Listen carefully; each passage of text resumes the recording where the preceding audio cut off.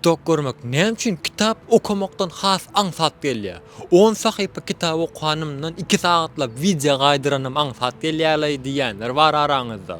Bu ýerdäki esasy mesele beýnimiziň dopamina öwrenşen bolmagyny ibarat. Beýni şekerli kola ýaly videolar öwrenşdi. Arasa suw, ýagny iç gysyrýan emma peýdaly videolar. Bu zada tagam merenok. IELTS, SAT, daşgyrurt dillerini öwrenmek isleýänler üçin Mar şäheriniň Täsir Oku Merkezi Elmadama size garaşy. Her sapar oýundurulmakdan ýa-da beynimizdäki dopamin reseptorlary köýdi, garyt boldy. Günüň waçyşyny, doguşyny sin etmek, kitap okumak ýaly zatlar inni bizi doýuranok, bize tagam bermän başlady.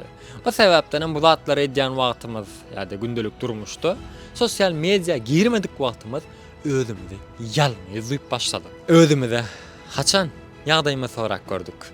Haçan öz düşünjelerimiz bilen baş-başa galyp gördük.